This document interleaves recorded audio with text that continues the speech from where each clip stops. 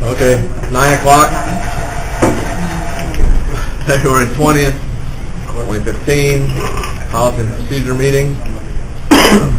Call the roll, please. Raymond. Here. Hanson. Here. Bills. Present. Sure. Here. Anderson. Present. I'll start us with 5 out of the 8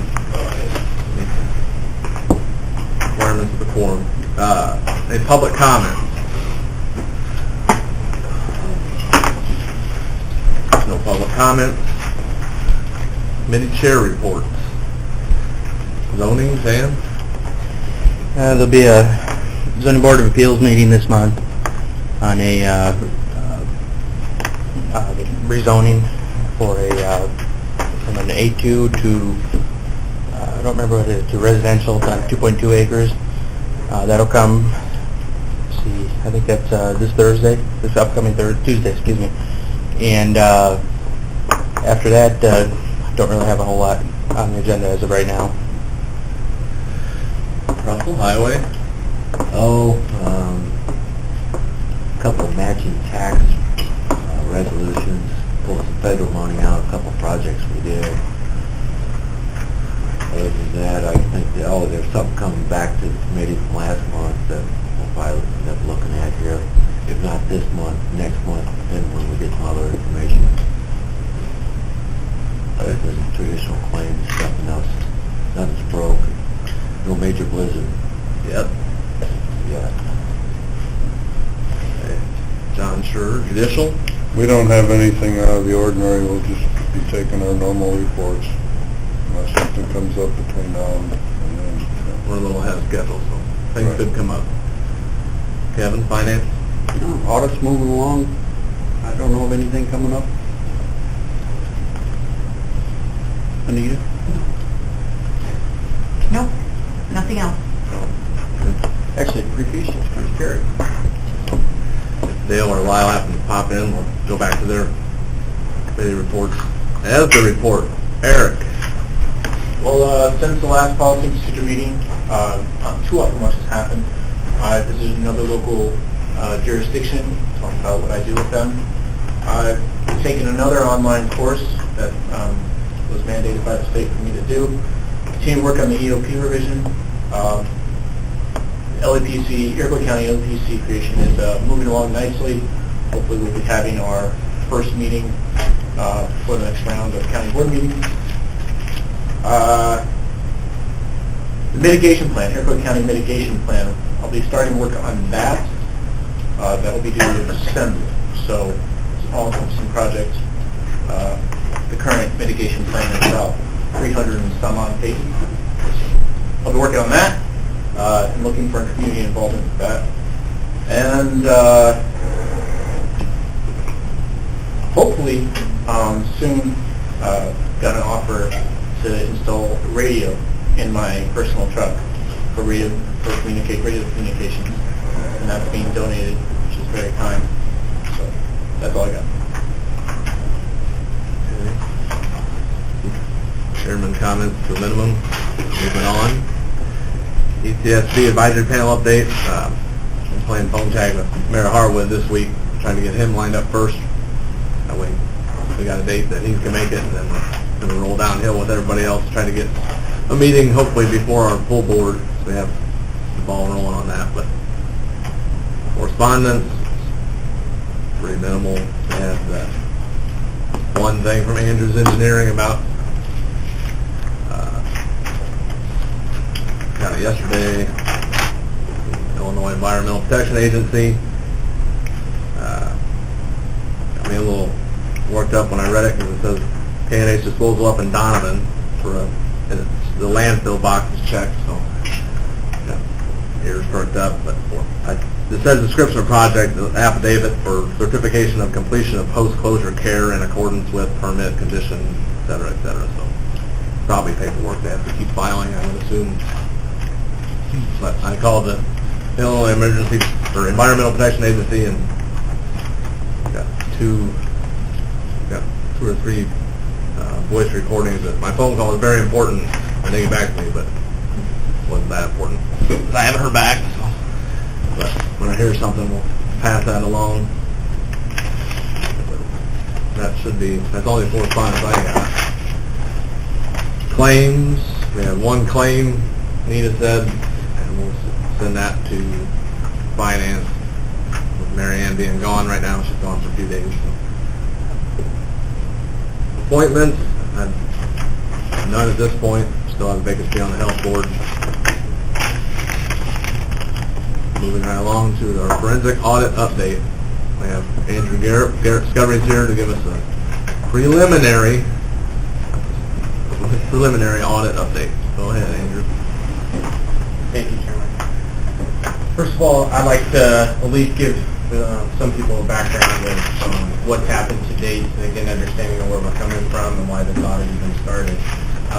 We were contacted by Rod Kopis in 2014 to assist in opening up some forensic images. Those are copies of hard drives made during a financial audit here at the county.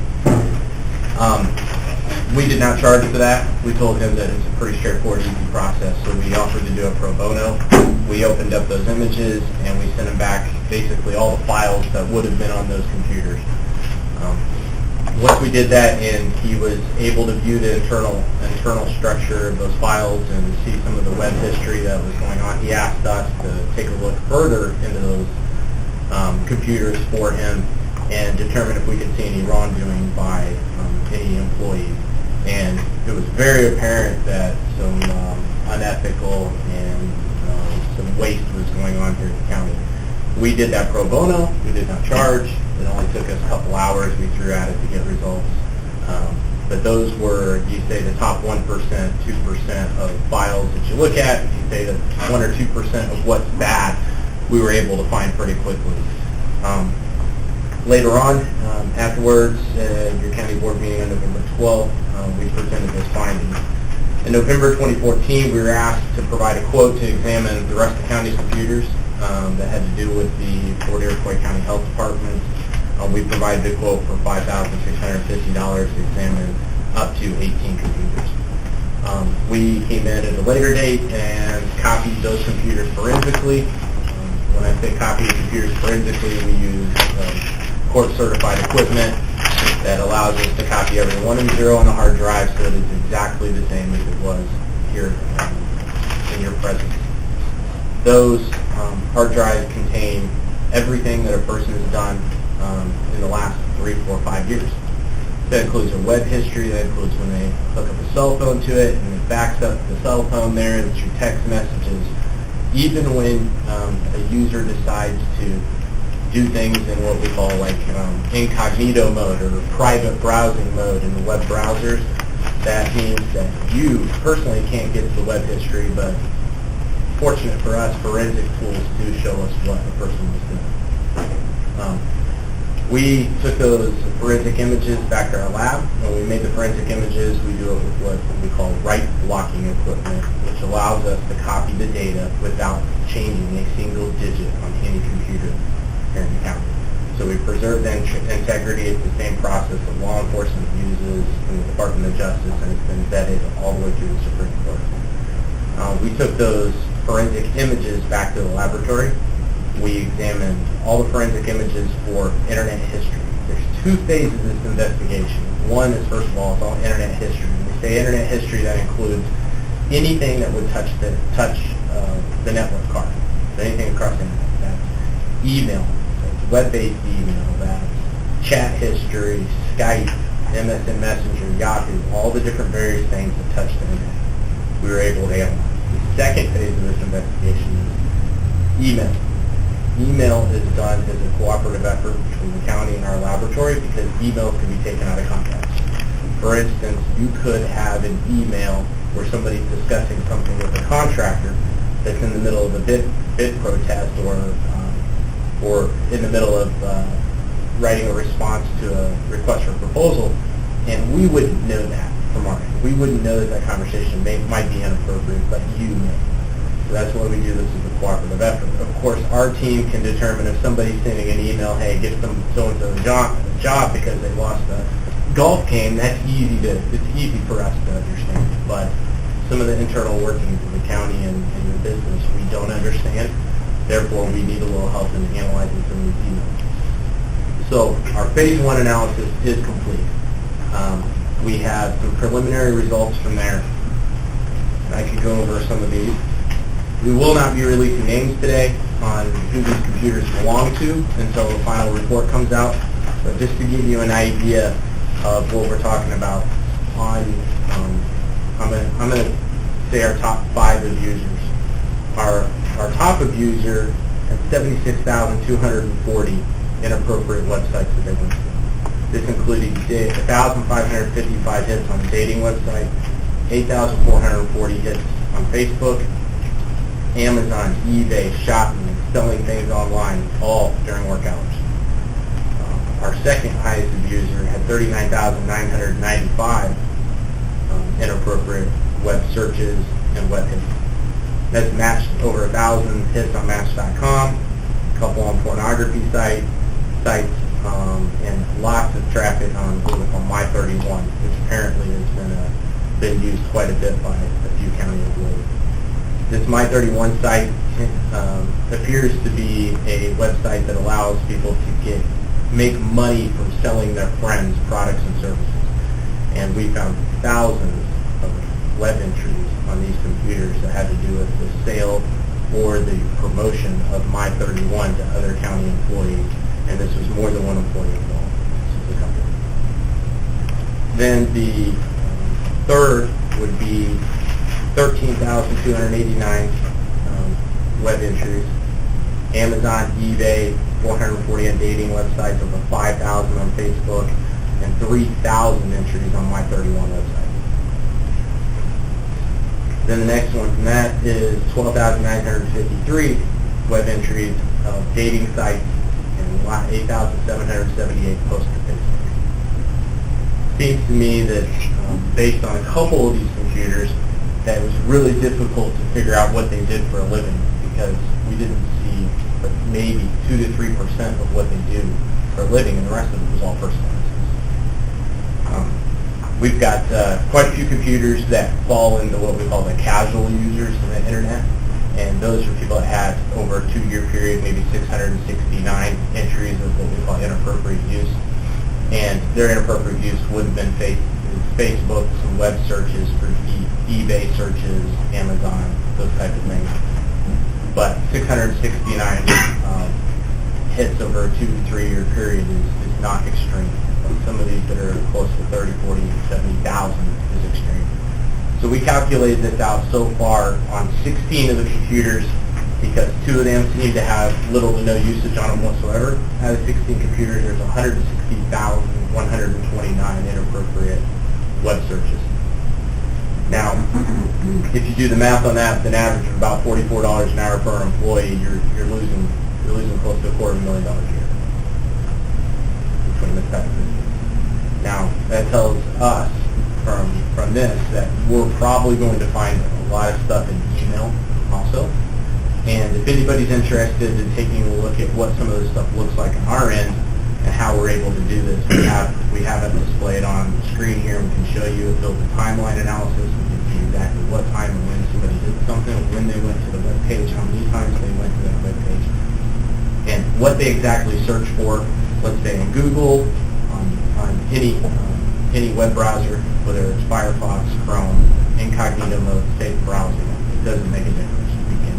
We can actually restore every letter they typed in one and one. So if Google starts responding after you type the first word with search results, we actually know that what it's responding with at that time, and we are able to recover these and look at this data. This My31 thing, they're running a business? Yes, it is a business. So they're running a business out of a county office? Yeah, that's correct. Oh my God. Now, this includes, we're not going to take a lot of questions today until after the meeting, but what this My31 website does is it allows you to sell things. There's actually order processing going on while they're at work, during work hours. There's text messages to say your order's in, those type of things, why it's going on. And the nice thing about what we have is the sophistication of forensic tools allows us to not only take the information that we have, we could take extra information such as when they plug their iPhone in, it backs backed up on the computer, I can tell you where they were physically standing when they did this. So we've got GPS locations of where these people, where they were at. Some of your employees installed remote access tools into their work computer. So that means they were allowed to remote in, and unfortunately some of these tools that they installed allowed data from your county to travel to Germany and back. So we've got some, there's more than just misuse of time. There's some inappropriate things that we think that cause some security concerns.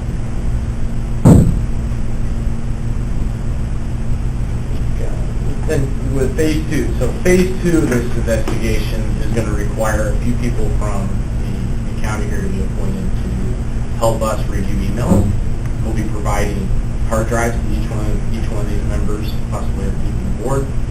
And on the hard drive, it will have a software package, a review platform, and you'll be able to see everybody's emails that we received during this audit. You'll be able to go through there and tag what's important, what's not important. What's important for us is at least for you to find something that means something to your county that you think is unethical or immoral, abuse of power, abuse of computer equipment, those type of things. Once you find that one email, from there we can use that email to find all communications surrounding that type of email. So based on the language that they use in the email, some subvertive language. For instance, somebody normally talks in a typical tone, and then that changes in a certain email. Our system will actually determine what language are they now using, the CYA language, as we call it, and it'll start finding all emails that have that type of language in it, where somebody's talking around a conflict or talking around a situation. Also, in this, we also have, like I said, a lot of people's text messages from their cell phones. They copy them to their work computer, and unfortunately, you're going to see some of the personal conversations that are going on. So it's very alarming. It looks to us that on a few, on probably 6 people's computers, we had a hard time understanding what they do for a living. They couldn't use, it looked like they used their, it looked to us like we were examining a personal computer, not a work computer. I think that concludes what we're doing today. I think we're going to have the emails produced on hard drives. They're ready to be shipped out.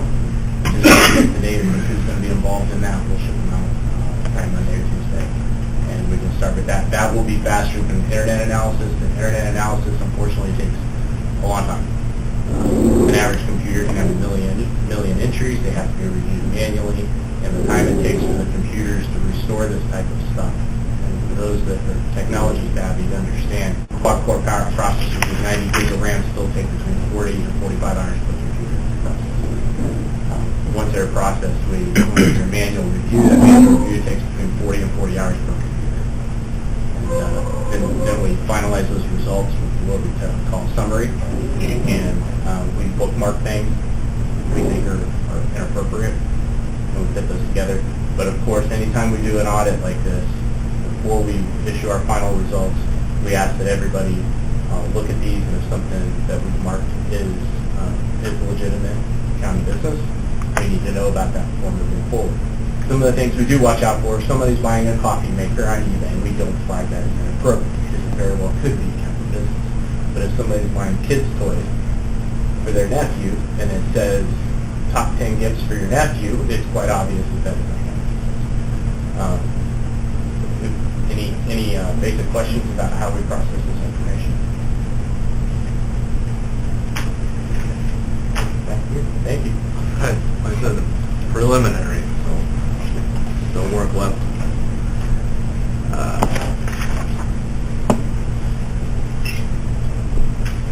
Figure out who's going to help go over those emails, but in the old business, in the new business, it would be short. I didn't know it would be this short. And a motion to adjourn. So moved. Second. Raymond, Russell Bills, all those in favor? Aye. Opposed, same sign. Meeting adjourned. I'm Will. Yeah, I do.